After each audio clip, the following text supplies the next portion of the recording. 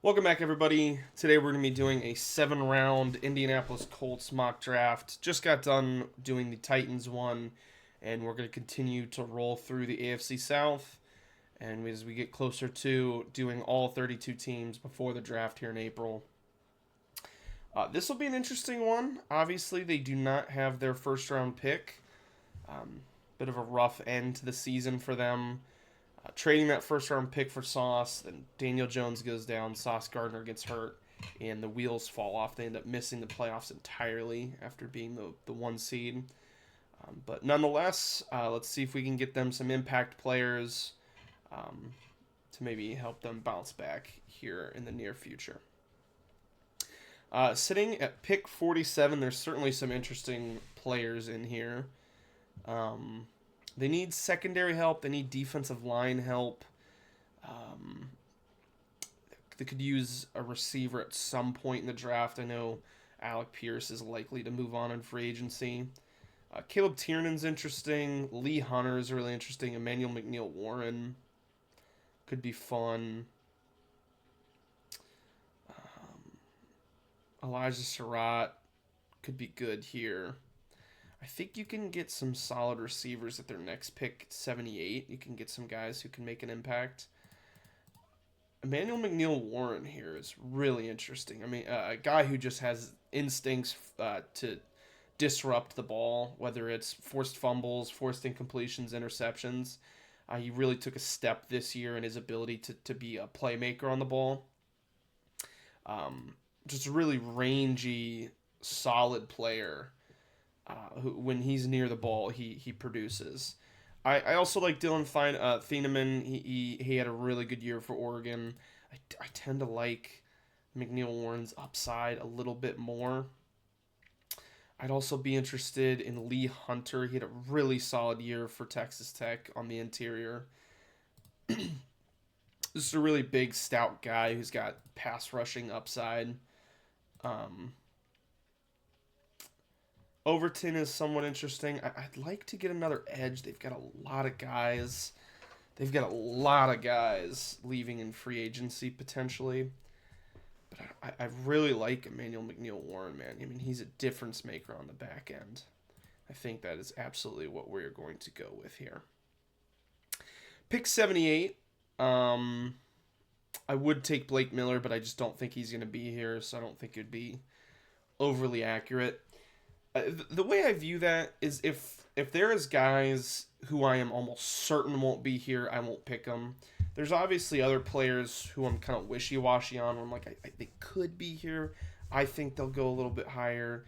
Those guys I feel comfortable picking, but I am very, very confident that Blake Miller will not be here at pick 78. So we're going to steer clear of that.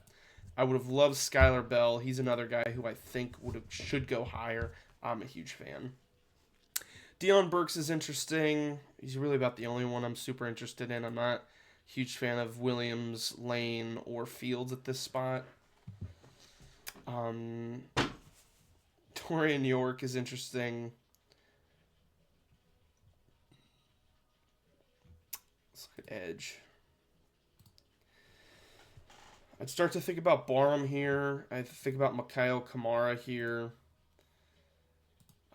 Denied Dennis Sutton. I'm not the biggest fan of, but I think he's a really good all-around player.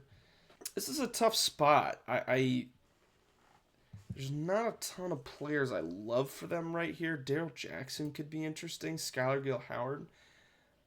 Maybe Darrell Jackson's the pick. They need help along that defensive line. Their pass rush just was not good enough. And he had a pretty solid year. Didn't grade well as a pass rusher, but maybe it's edge. Maybe it's Mikhail Kamara. I think I like Jayshon Barham better than him. This is a tough spot. There's no picks that are really jumping out at me as big needs. So probably should just go BPA in this spot, which would be between Deion Burks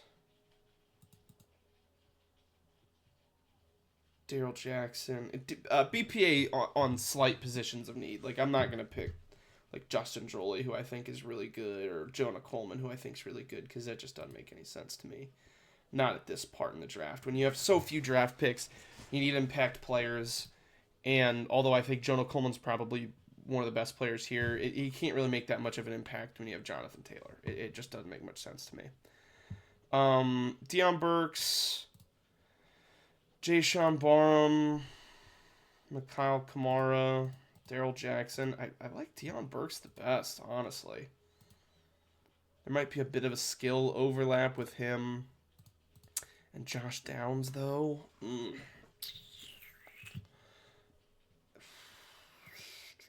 This is a tough spot. I don't love how this board fell for them.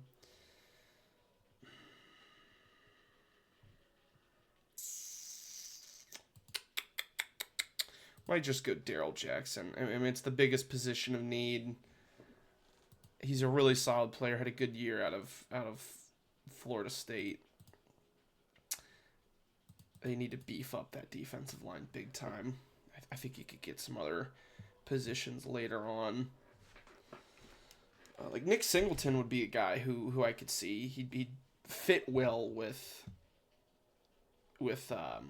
Jonathan Taylor. Man, I do not love the way the board is falling for this team, man.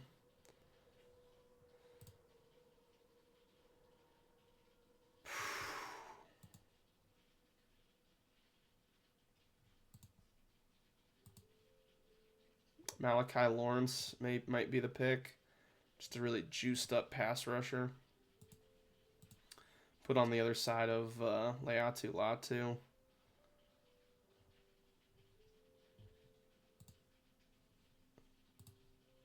They have him ranked at 148. PFF thinks it's a bit of a reach, but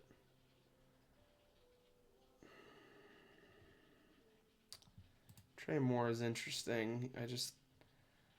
He's got the size I like in linebackers, but just worried about his ability to play in space. Bryce Lance could be interesting. Eric Rivers. I think I like Malachi Lawrence better than Eric Rivers. Could be Nick Singleton. Again, I just don't know at pick 113 if that's really... I think I'd rather do like a Desmond Reed or a Jamari Taylor later in the draft than Nick Singleton right here. I could also go Max. Ian Nacher. I don't know how to say his last name. He had a decent game against the two edge rushers from Texas Tech. I think they've got some aging tackles, some free agents tackles maybe. Maybe that's the pick. 'Cause I don't love any other picks. Yeah, I think that's what we're gonna do. I think that is absolutely what we're gonna do. Here at pick 154, I'd be interested in Aiden Fisher here. I'd be somewhat interested. No, it's a little too early for those guys. I still would like to get an edge player. Max Llewellyn here, maybe. Not very familiar with George Gums. It's a sick name, though. George Gums. Gumming it. Replace one Cincinnati receiver with another. Jeff Caldwell. Xavier Thomas. Kevin Coleman is always going to... I just am way higher on him than PFF is, so I'm always going to be interested in him down in these spots. Could look at running back. Desmond Reed is still here. Just a juiced up little guy. 5'8". I mean, that's just ridiculous. Like Deuce Vaughn levels of ridiculous.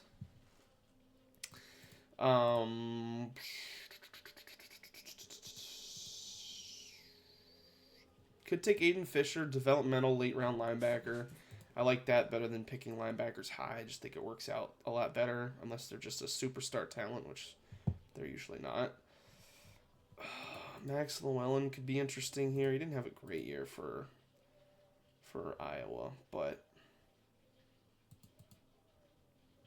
it's got decent size. We'll take the developmental linebacker, and they're just going to have to hit edge in free agency, I guess. Is Reed still here? Reed is Chip Trainum from Toledo, man. Wow. Forgot about that. Oh, they a Buckeye at one point, man. Yikes. Squirrel White. He's the guy who got trampled by like that Virginia student section. I think it was Virginia or Virginia Tech. I don't know. Some fan base just annihilated Squirrel White. That's a tough name to say. Let's look at edge again. It's got to be the brother, right? I mean, it has to be, right? There's literally no way. Now here's the guy. There's literally no way they're not related. I know nothing about him, but maybe that's the pick. Just bloodlines. Just bloodlines related. They need edge players anyway. I would have loved to hit the secondary. Man, that trade for Sauce is just... Josh Moten's interesting here. Had a really good year for Southern Miss. Who had a really good year in general. I think I like Josh Moten, actually. Could take like a quarterback. Maybe not yet. Yeah, Josh Moten's the pick. Let's look at edge again. Is he still here? Oh, when did he go? What a bummer. Screw you, Falcons. Or Falcons. What? Cowboys. Jeez, oh Pete. This is falling off the rails. Is this Sawyer Robertson here? I think it's pretty good value to get him at pick 230. Yeah. Yeah, it's the pick. If he ends up being a cheap backup, you're excited. That's really what it is. Then here at pick 253, let's just look to get another defensive lineman. Brandon Cleveland. I feel like that's a name that I recognize. At one point, he was a little more highly touted.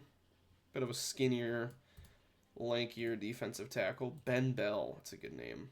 It's been getting worse and worse. Yep. A Navy person? Yeah, that's a big boy. Woo!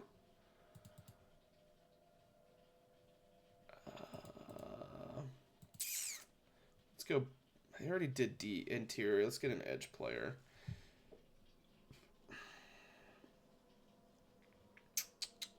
Mo Westmoreland? That's a sick name. Wow. I mean, talk about DPR. That's the pick. Sure.